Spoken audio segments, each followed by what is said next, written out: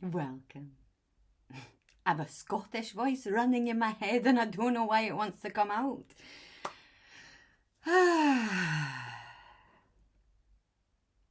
Gosh. For whatever reason, there's a Scottish woman embodying me today. I have on my Scottish woman's heart, maybe that's why, a wee challenge has popped into my soul that I'd like to share with you. And this is, shall I go back to my normal talking? Normal. What a stupid word. My habitual way of expressing myself. Because it's near normal. Oh gosh, playful mood today. This is an Are You in Your Heart challenge that I'm going to take for myself. And I thought it would be a really nice idea to share it. I'm going to set it over 3 days, right? So Monday today, I'll deliver the first exercise. Then on Wednesday, I'll send another video for those that are interested.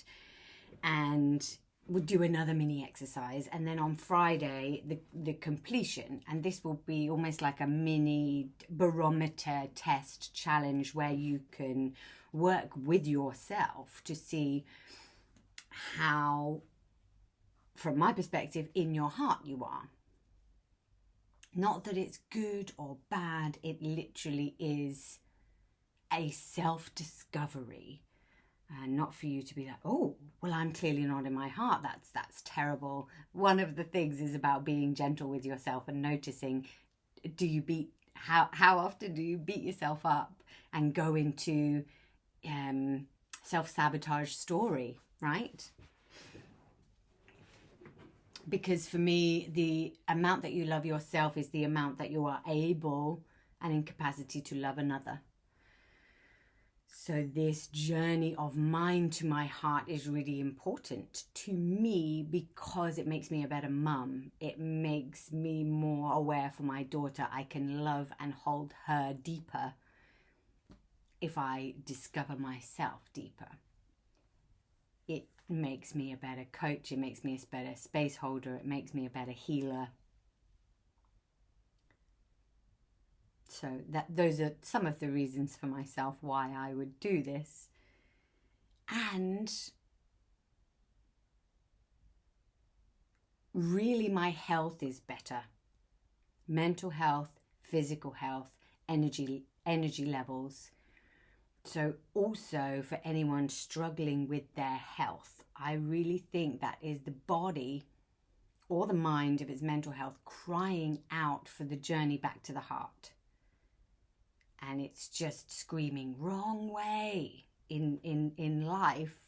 Why, why are you caught up in things that aren't necessarily important? It's your soul crying to you to say, actually, you're just a little bit off track. And the journey into opening the heart and loving deeper. Because for me, love is the most powerful magic that we possess. That is what heals. That is what self-heals. So if you're in connection with deeper self-love, you have turned up your self-healing power day and night exponentially. And of course you will have more energy. It's a byproduct from knowing and learning how to love deeper. And unfortunately, we're not taught this. We're not told this. And actually, it is something that we can learn to do. So we go, oh, you can actually learn to love? Isn't it just there's so many different flavors and types of love. Just go, oh, is it not just we're being loving and kind, or we're not? Is it? And for me, no, it's not that simple. There is a profound journey of much like consciousness relocation. And it's extremely special. And a profound, miraculous healer. And when coaches talk about healing all areas of your life, designing the reality of your dreams, for me, translated, what they're really saying is you will be going on a journey from your head to your heart. Because that is how one's reality changes from hell, difficult, trauma, conflict, stress, pain, to openness, understanding, freedom, relaxation. Heaven on earth, bliss, the journey home to the body, to loving exquisitely self, other, understanding. So my first invitation for those that would like to take this mini challenge, the first part of the challenge I'll make really simple, and then I'll go into more depth for those that want to, Wednesday and Friday. And you can always, it doesn't have to be Wednesday and Friday. That's just when I'm going to send the emails. You can do it whenever suits your life, right? You can just star the emails and come back to it the following week, or when you have space, or do it over a weekend, Friday, Saturday, Sunday, whatever works for you, right? I'm just letting you know my schedule, and then you can come along with me or do it at your own pace. The first part of the challenge is, can you somatic track? Some people might be going, what's this? Would you like my Scottish women to tell you about this? This is noticing your body, tracking the sensations in your body without going into story or going into emotion, right? Because often when we're asked, how are you feeling? It's like tracking is noticing how you're feeling, but just the body sensations. So when we say how you're feeling, the mind tends to go sad, angry, numb, bored. So I've given an emotion because I've been asked how I'm feeling. So somatic tracking is about giving how you're feeling, but without using emotions.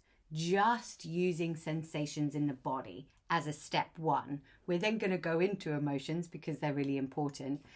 But for the sake of step one in this challenge is, can you somatic track? So we're going to do a somatic track right now. And the invitation is to close your eyes. Take a really deep breath into your pelvic bowl. Maybe put your hand lower down on your body so that you're thinking about your coming deeper into your body. Closing your eyes and taking a nice deep breath in. And breathing out on a sigh. For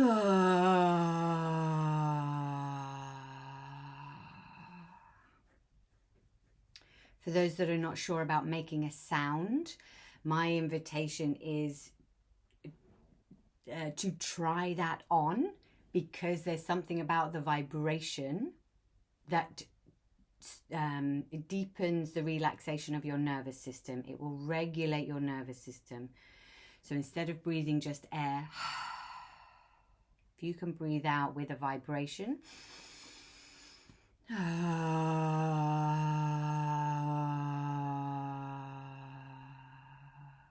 you are regulating your nervous system.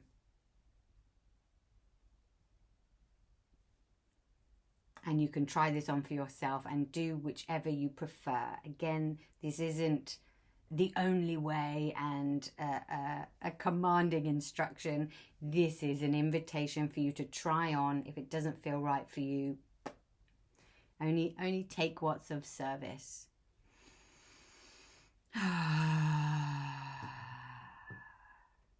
And then once you've done that 2 or 3 times, keeping the eyes closed, you can scan from your top down if you'd prefer. You can scan from your bottom up if you'd prefer. I like to put my hands on my body, one not on my heart, but on my upper chest. For me personally, this helps me to really self-connect. And one on my, just below my belly button.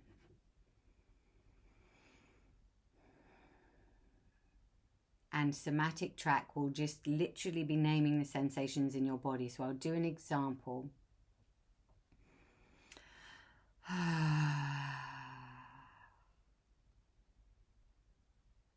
So I can notice my back muscles in the middle of my back are a little bit tight.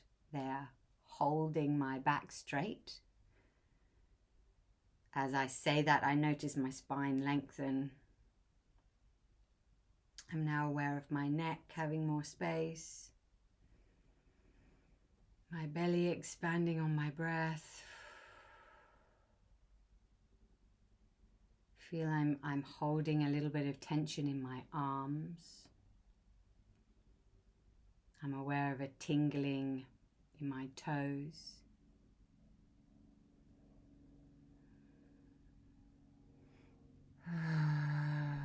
Now I'm aware of a little bit more breath into my back. So I'm labeling the body sensations as opposed to any story, because if one labels an emotion, the mind tends to make up a little bit of a story around that and starts to compute whether it's right or wrong or good or bad. So like the tension in my arms, instead of saying, oh, I feel a little bit uncomfortable or annoyed, or perhaps I read the tension in my arms as angry, and I say, yeah, I'm tense and annoyed. Or I notice I'm tense. The mind then says, what's the emotion that comes with that? Oh, I'm annoyed. So the practice of somatic tracking would just be taking emotions off, because they tend to come with a mental story. So this is the journey from head to heart, literally just in a small little package. It's just saying, can you somatic track? Can you literally just label body sensations? And that's it. No words like sadness or any emotional state that there can be a story attached to. See if it's literally just how the body feels. So there's space here, there's tingling here, or there's a fizzing sensation in my tummy, there's a weaving sensation in my head, right? And use the somatic to just label not a feeling, not an emotion, but a feeling. So it's taking the difference between emotions and feelings. Or you could call it somatic sensation. Literally naming a sensation in the body, removing feelings, emotions. Right? So this is part 1 of the challenge. Just have a little go at a somatic track in your body, right?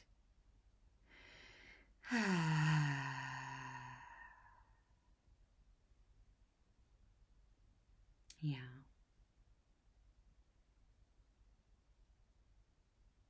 And we'll do part 2 this week.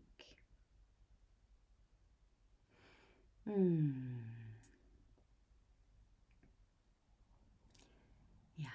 And I'm just questioning whether I have made it clear enough why just somatic tracking is helpful.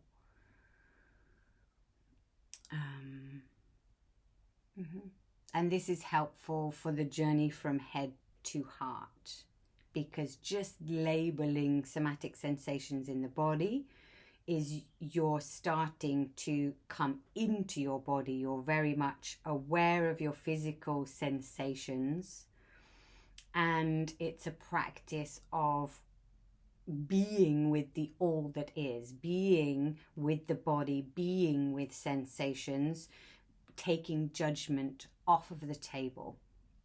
Because in our heads, the ego likes to know, to understand, to concentrate on the thing. The soul likes to expand into I don't know.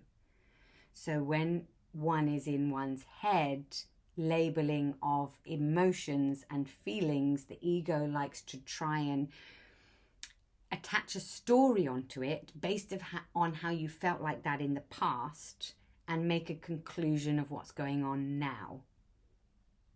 So your mind is going to be very active if one labels emotions too early, because the mind will backtrack it to the past. When did I feel like this before in the past? And then, almost to prove itself right, because the ego likes to pretend to be safe by being right, it will then almost tell your body that's how you're feeling now, so that you can prove yourself right, to give you a false sense of safety. That's what your mind is doing. Does that make sense?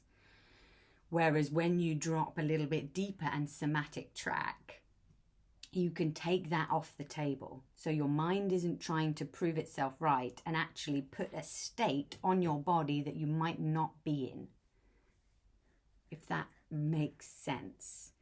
Because your body likes to be in a place of safety, and we are going to go a little bit deeper onto that as well. That being in your head will bring you to a false sense of somatic safety based on how it's felt in the past. Whereas to really be in your heart and be present, you want to take your mental conditioning of what's happened in the past a little bit off to the side, and really be with all of the sensations of what's happening now without your mind tricking you. So this is part one of the challenge, and it essentially very important to be able to be present, to be able to drop into your heart. You really want to understand the mind and what it's doing. It's not that it's bad or wrong. It's because it wants to keep you safe, and because your mind is very intelligent and very quick and has lots of data. It's just about you understanding, okay, when am I mentally computing and almost tricking myself into a false sense of security, and when am I really in the body, somatic tracking, being with what is. So this is a practice just to naming physical sensations as a presence practice, so that you don't go into emotion and you don't go into story. There's a place for that, but to start off this practice so that you've got a really lovely foundation, how do you find it? Do you find it easy? Do you find it challenging? Do you catch yourself talking in emotions and then going, oh wow, yeah, I'm not used to just naming a physical sensation. Perhaps even record yourself doing a somatic track and listen to it back, because you might not even realize you've said an emotion, because it's so normal and it's so habitual. You might not even realize that you're talking in emotional states rather than literal sensations. So it might be a good idea to just record yourself doing a minute, listen to it back. It will take 2 minutes, and see, have I used any emotional states here? Do I talk about my feelings? Do I go into story? Or am I literally staying on track with somatic sensations and only saying, ooh, my finger's tingly, right? And hopefully you enjoy this little challenge.